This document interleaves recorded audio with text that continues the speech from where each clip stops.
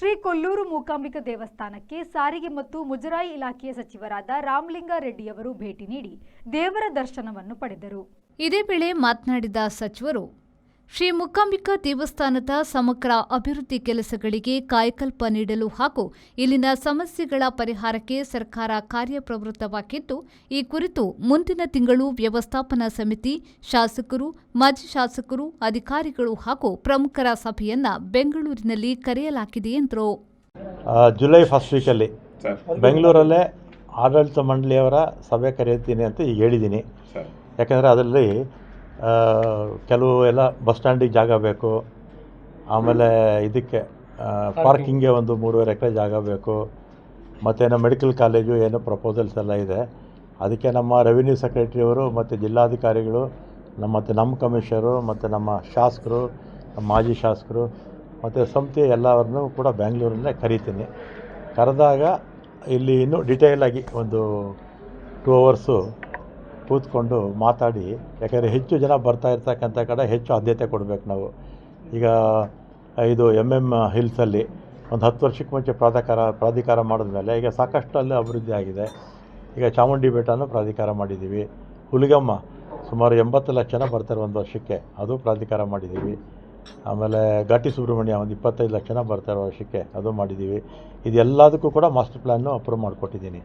ಮತ್ತು ರೇಣುಕಾ ಯಲ್ಲಮ್ಮ 1 ಕೋಟಿ ಜನ ಬರ್ತಾರೆ, 5 ರಾಜ್ಯದಿಂದ ಬರ್ತಾರೆ. ಅದಕ್ಕೆ ಜಾಸ್ತಿ ಜನ ಬರ್ತಕ್ಕಂಥ ಕಡೆ ಹೆಚ್ಚು ಆದ್ಯತೆ ಕೊಡಬೇಕು. ಈ ಜಿಲ್ಲೆಯಲ್ಲಿ ಕುಕ್ಕೆ ಸುಬ್ರಹ್ಮಣ್ಯ ಮತ್ತು ಮೂಕಾಂಬಿಕೆ ಈ 2 ದೇವಸ್ಥಾನಗಳಿಗೆ ಹೆಚ್ಚು ಜನ ಬರ್ತಾರೆ, ಹೆಚ್ಚು ಆದ್ಯತೆ ಇಲ್ಲಿ ಕೊಡಬೇಕಾಗುತ್ತೆ. ಅದಕ್ಕೆ ನಾನು ಜುಲೈ ಫಸ್ಟ್ ವೀಕಲ್ಲೂ ಬೆಂಗಳೂರಲ್ಲೇ ಒಂದು ಮೀಟಿಂಗ್ ಕರಿತೀನಿ. ಮಾಜಿ ಶಾಸಕ ಕೆ. ಗೋಪಾಲ್ ಪೂಜಾರಿಯವರು ಸಭೆಯಲ್ಲಿ ಮಾತನಾಡಿ, ಕ್ಷೇತ್ರದ ಒಳವ್ಯಾಪ್ತಿಯಲ್ಲಿ ಇರುವ ಖಾಸಗಿ ಪಾರ್ಕಿಂಗ್ ವ್ಯವಸ್ಥೆಗೆ ನಿರ್ಬಂಧ ಹಾಕಬೇಕು. ಒತ್ತುವರಿಯಾಗಿರುವ ದೇಗುಲದ ಭೂಮಿಗಳನ್ನು ತೆರವುಗೊಳಿಸಲು ಕೂಡಲೇ ಕ್ರಮ ಕೈಗೊಳ್ಳಬೇಕು. ಬಡ ಮಕ್ಕಳಿಗೆ ವೈದ್ಯಕೀಯ ಶಿಕ್ಷಣ ದೊರಕಲು ಅನುಕೂಲವಾಗುವಂತೆ ದೇವಸ್ಥಾನದ ವತಿಯಿಂದ ವೈದ್ಯಕೀಯ ಕಾಲೇಜು ಆರಂಭಿಸಬೇಕು ಎಂದು ಅಭಿಪ್ರಾಯವನ್ನ ವ್ಯಕ್ತಪಡಿಸಿದ್ರು. ಬೈಂದೂರು ಶಾಸಕ ಗುರುರಾಜ್ ಗಂಟಿಹೊಳೆಯವರು ಮಾತನಾಡಿ, ಇಲ್ಲಿನ ಪಾರ್ಕಿಂಗ್ ಅವ್ಯವಸ್ಥೆ ಸೇರಿದಂತೆ ಹಲವು ಸಮಸ್ಯೆಗಳ ಬಗ್ಗೆ ತಿಳಿದು ಬಂದಿದ್ದು, ಈ ಬಗ್ಗೆ ಶಾಶ್ವತ ಕ್ರಮವಾಗಬೇಕು. ಕೊಲ್ಲೂರಿನಲ್ಲಿ ಸುಸಜ್ಜಿತ ಸಾಂಸ್ಕೃತಿಕ ಭವನ ನಿರ್ಮಾಣವಾಗಬೇಕು ಎಂದರು. ದೇವಸ್ಥಾನದ ವ್ಯವಸ್ಥಾಪನಾ ಸಮಿತಿ ಅಧ್ಯಕ್ಷ ಕೆ. ಬಾಬು ಶೆಟ್ಟಿ ತೆಗ್ಗರ್ಸಿ ಅವರು ಮಾತನಾಡಿ, ದೇವಸ್ಥಾನದ ವತಿಯಿಂದ ನಡೆಯುವ 5 ಶಾಲೆಗಳಲ್ಲಿ ಆಂಗ್ಲ ಮಾಧ್ಯಮ ಶಿಕ್ಷಣಕ್ಕೆ ಅವಕಾಶ ನೀಡಬೇಕು. ಪಾರ್ಕಿಂಗ್ ವ್ಯವಸ್ಥೆಗಾಗಿ ಶುಕ್ಲತೀರ್ಥ ಬಳಿಯಲ್ಲಿ ಗುರುತಿಸಲಾದ 3.5 ಎಕರೆ ಕಂದಾಯ ಭೂಮಿಯನ್ನು ದೇವಸ್ಥಾನಕ್ಕೆ ನೀಡುವ ಕುರಿತು ಕಂದಾಯ ಇಲಾಖೆ ಶೀಘ್ರ ತೀರ್ಮಾನ ಕೈಗೊಳ್ಳಬೇಕು. ಸ್ವಚ್ಛತೆ ಹಾಗೂ ಇತರ ಮೂಲಭೂತ ಕಾರ್ಯಗಳ ಅನುಕೂಲಕ್ಕಾಗಿ ಹೊರಗುತ್ತಿಗೆ ನೌಕರರ ನೇಮಕಾತಿಗೆ ಅನುಮತಿ ನೀಡಬೇಕು. ಆನೆಬಾಗಿಲಿನಲ್ಲಿ ಶಿಲಾಮಯ್ಯ ಸ್ವಾಗತ ಕಮಾನು ನಿರ್ಮಾಣ ಯೋಜನೆ ಇದೆ. 2 ಕೋಟಿ ರೂಪಾಯಿ ವೆಚ್ಚದಲ್ಲಿ ಲಲಿತಾಂಬಿಕಾ ವಸತಿಗೃಹದ ನವೀಕರಣ, ವಿದ್ಯಾರ್ಥಿಗಳ ಹಾಸ್ಟೆಲ್ ಅಭಿವೃದ್ಧಿ ಹಾಗೂ ಸ್ವರ್ಣಮುಖಿ ಮಂಟಪದ ನವೀಕರಣ ಗುರಿಗಳನ್ನು ಇರಿಸಿಕೊಳ್ಳಲಾಗಿದೆ ಎಂದರು. ಇಂದು ಶ್ರೀ ಕ್ಷೇತ್ರ ಕೊಲ್ಲೂರು ಮೂಕಾಂಬಿಕಾ ದೇವಸ್ಥಾನಕ್ಕೆ ನಮ್ಮ ರಾಜ್ಯದ ಸಾರಿಗೆ ಮತ್ತು ಮುಜರಾಯಿ ಮತ್ತು ಧಾರ್ಮಿಕ ದತ್ತಿ ಸಚಿವರಾದ ರಾಮಲಿಂಗಾರೆಡ್ಡಿಯವರು ಭೇಟಿ ಕೊಟ್ಟಿರುತ್ತಾರೆ. ಅವರು ಅಧಿಕಾರಿಗಳ ಮತ್ತು ದೇವಸ್ಥಾನದ ಆಡಳಿತ ಮಂಡಳಿಯ ಸದಸ್ಯರ ಮತ್ತು ನೌಕರರ ಸಭೆಯನ್ನು ಕರೆದು ನಮ್ಮೆಲ್ಲರನ್ನು ಉದ್ದೇಶಿಸಿ ಮಾತನಾಡಿ, ದೇವಸ್ಥಾನದ ಎಲ್ಲ ಅಗತ್ಯತೆಗಳನ್ನು ನಾನು ನಿಮಗೆ ಯಾವುದೇ ಮನವಿಯನ್ನು ಕಳಿಸಿ ಅದನ್ನು ಕೊಡುವಂಥ ವ್ಯವಸ್ಥೆ ಮಾಡ್ತೇನೆ ಅನ್ನೋ ಮಾತನಾಡಿದರು. ಆ ಸಂದರ್ಭದಲ್ಲಿ ನಾವು ದೇವಸ್ಥಾನದ ಪಾರ್ಕಿಂಗ್ ವಿಷಯದಲ್ಲಿ ಈಗಾಗಲೇ 3.5 ಎಕರೆ ಸ್ಥಳವನ್ನು ರೆವಿನ್ಯೂ ಇಲಾಖೆಯಿಂದ ನಮಗೆ ಹಸ್ತಾಂತರಿಸುವಂತೆ ಮನವಿ ಮಾಡಿದ್ದೇವೆ. ಅದರ ವ್ಯವಸ್ಥೆ ಮಾಡಬೇಕನ್ನೋ ಮಾತನ್ನು ಅವರ ಹತ್ರ ಹೇಳಿದಾಗ, ಆಯಿತು ಖಂಡಿತ ಮಾಡ್ತೇನೆ ಅನ್ನೋ ಮಾತನ್ನು ಹೇಳಿದರು. ಮತ್ತು ದೇವಸ್ಥಾನದ ವತಿಯಿಂದ ಒಂದು ವೈದ್ಯಕೀಯ ಕಾಲೇಜು, ನರ್ಸಿಂಗ್ ಕಾಲೇಜು ಮತ್ತು 650 ಹಾಸಿಗೆಗಳ ಒಂದು ಸುಸಜ್ಜಿತ ಆಸ್ಪತ್ರೆಯನ್ನು ಮಾಡುವ ಬಗ್ಗೆ ನಾವೊಂದು ಮನವಿಯನ್ನು ಕೊಟ್ಟಿದ್ದೇವೆ. ಅದಕ್ಕೂ ಸಹ ಭಾಳ ಉತ್ತಮ ರೀತಿಯಲ್ಲಿ ಸ್ಪಂದಿಸಿ ನಾವು ಪ್ರಪೋಸ್ ಮಾಡಿದಂಥ ಬೋಳಿಹೊಳೆ ಗ್ರಾಮದ ಹರೇಶ್ವರನಲ್ಲಿ ಇದಕ್ಕೆ ಅಗತ್ಯವಿರುವ 30 ಎಕರೆ ಸ್ಥಳವನ್ನು ಸರ್ಕಾರದ ವತಿಯಿಂದ ಪ್ರಯತ್ನ ಮಾಡಿ ಕೊಡಿಸುವುದಾಗಿ ನಮಗೆ ಹೇಳಿದ್ದಾರೆ. ಅದಲ್ಲದೆ ಈಗಾಗಲೇ ಸ್ವರ್ಣಾಂಬಿಕಾ ಅತಿಥಿಗೃಹ ಶಿಥಿಲವಾಗಿದ್ದು ಅದನ್ನು ನೂತನವಾಗಿ ನಿರ್ಮಿಸಲು ಸುಮಾರು 65 ರೂಮ್ಗಳ 19 ಕೋಟಿ ವೆಚ್ಚದ ಅತಿಥಿಗೃಹ ನಿರ್ಮಾಣ ಮಾಡಲಿಕ್ಕೆ ಹಸಿರು ನಿಶಾನೆಯನ್ನು ಕೊಟ್ಟಿದ್ದಾರೆ.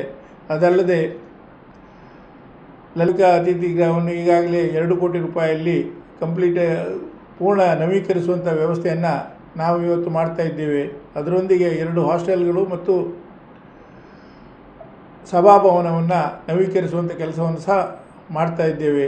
ಅದಲ್ಲದೆ ನಮ್ಮ 5 ಹೈಸ್ಕೂಲುಗಳಲ್ಲಿ ಆಂಗ್ಲ ಮಾಧ್ಯಮ ವಿಭಾಗವನ್ನು ತೆರೆಯಲಿಕ್ಕೆ ಈಗಾಗಲೇ ಅನುಮತಿ ಕೋರಿದ್ದೇವೆ. ಅದನ್ನು ಸಹ ಕೊಡಿಸುವಂಥ ಮಾತನ್ನು ಹೇಳಿದ್ದಾರೆ. ಆದ್ದರಿಂದ ಈಗಾಗಲೇ ರಥಬೀದಿಯಲ್ಲಿ ಮತ್ತು ಬೇರೆ ಬೇರೆ ದೇವಸ್ಥಾನದ ಸ್ಥಳಗಳನ್ನು ಸಾರ್ವಜನಿಕರು ಕೊಲ್ಲೂರಿನಲ್ಲಿ ಒತ್ತುವರಿ ಮಾಡಿದ್ದು, ಇದೆಲ್ಲವನ್ನು ತೆರವುಗೊಳಿಸುವುದಕ್ಕೆ ನಮಗೆ ಸೂಕ್ತ ಸಹಕಾರ ಕೊಡುವುದಾಗಿ ತಿಳಿಸಿರುತ್ತಾರೆ. ಈಗ ಇದಲ್ಲದೆ ಒಂದು ನೂತನ ಗೋಶಾಲೆಯನ್ನು ನಾವು ನಿರ್ಮಾಣ ಮಾಡ್ತಾ ಇದ್ದೇವೆ ಗೋಣಿಹೊಳೆ ಗ್ರಾಮದ ಯಲೂರಿನಲ್ಲಿ. ಇದಕ್ಕೂ ಸಹ ಸರಿಯಾದ ವ್ಯವಸ್ಥೆಯನ್ನು ಮಾಡಲಿಕ್ಕೆ ನಿಮಗೆ ಏನೇನು ಬೇಕು ಅದೆಲ್ಲವನ್ನು ನಾನು ಮಾಡಿಕೊಡ್ತೇನೆ. ಮುಂದಿನ ದಿನಗಳಲ್ಲಿ ಜುಲೈ ತಿಂಗಳಿನಲ್ಲಿ ಬೆಂಗಳೂರಿನಲ್ಲಿ ನಿಯೋಗ ಬನ್ನಿ, ಅಲ್ಲಿಗೆ ಫೈನಾನ್ಸ್ ಸೆಕ್ರೆಟರಿ ಮತ್ತು ಮಾನ್ಯ ಜಿಲ್ಲಾಧಿಕಾರಿಗಳನ್ನ ಬರುವಂಥ ವ್ಯವಸ್ಥೆ ಮಾಡಿ ಎಲ್ಲವನ್ನು ನಿಮಗೆ ಸ್ಯಾಂಕ್ಷನ್ ಮಾಡುವುದಾಗಿ ನಮಗೆ ತಿಳಿಸಿರುತ್ತಾರೆ. ಆದ್ದರಿಂದ ಮುಂದಿನ ದಿನಗಳಲ್ಲಿ ದೇವಸ್ಥಾನದ ಅಭಿವೃದ್ಧಿಯನ್ನು ಮಾಡಲಿಕ್ಕೆ ನಾವು ಇಡೀ ಸಮಿತಿಯವರು ಮತ್ತು ಆಡಳಿತ ಮಂಡಳಿಯವರು, ಕಾರ್ಯನಿರ್ವಹಣಾಧಿಕಾರಿಗಳು ನಾವೆಲ್ಲರೂ ಒಗ್ಗಟ್ಟಿನಿಂದ ಪ್ರಯತ್ನ ಮಾಡ್ತೇವೆ ಅನ್ನೋ ಮಾತನ್ನು ಈ ಸಂದರ್ಭದಲ್ಲಿ ಹೇಳಿಕೊಡ್ತೇನೆ. ಕಾರ್ಯನಿರ್ವಹಣಾಧಿಕಾರಿ ಪ್ರಶಾಂತ್ ಶೆಟ್ಟಿ, ವ್ಯವಸ್ಥಾಪನಾ ಸಮಿತಿಯ ಸದಸ್ಯರಾದ ರಘುರಾಮ್ ದೇವಾಡಿಗ ಆಲೂರು, ಮಹಾಲಿಂಗ ನಾಯಕ್, ಕೆ. ಸುಧಾ ಬೈಂದೂರು, ಮಾಜಿ ಸಚಿವ ಅಭಯ್ ಚಂದ್ರ ಜೈನ್, ಮಂಗಳೂರು ಮಹಾನಗರ ಪಾಲಿಕೆಯ ಮಾಜಿ ಮೇಯರ್ ಭಾಸ್ಕರ್ ಮೊಯ್ಲಿ, ರಾಜ್ಯ ಧಾರ್ಮಿಕ ಪರಿಷತ್ನ ಮಲ್ಲಿಕಾ ಪಕ್ಕಳ ಬಂಟ್ವಾಳ, ಉದ್ಯಮಿ ಶಂಕರ್ ಶೆಟ್ಟಿ ಬೆಂಗಳೂರು, ಪ್ರಮುಖರಾದ ದಿನೇಶ್ ಹೆಗ್ಡೆ ಮೊಳಹಳ್ಳಿ, ಉದಯ್ ಕುಮಾರ್ ಶೆಟ್ಟಿ ಮುನಿಯಾಲ್, ಪ್ರಸಾದ್ ರಾಜ್ ಕಾಂಚನ್, ರಾಜು ಎಸ್ ಪೂಜಾರಿ ಬೈಂದೂರು, ಎಸ್ ಪ್ರಕಾಶ್ ಚಂದ್ರ ಶೆಟ್ಟಿ, ಪ್ರದೀಪ್ ಕುಮಾರ್ ಶೆಟ್ಟಿ ಗುಡಿಬೆಟ್ಟು, ಅರವಿಂದ್ ಪೂಜಾರಿ, ಕಿರಣ್ ಹೆಗ್ಡೆ ಅಂಪಾರು, ಮೋಹನ್ ಪೂಜಾರಿ ಉಪ್ಪುಂದ, ಅಣ್ಣಪ್ಪ ಶೆಟ್ಟಿ ಕಾಲ್ತೋಡು, ಜಗದೀಶ್ ದೇವಾಡಿಗ ಉಪಸ್ಥಿತರಿದ್ದರು.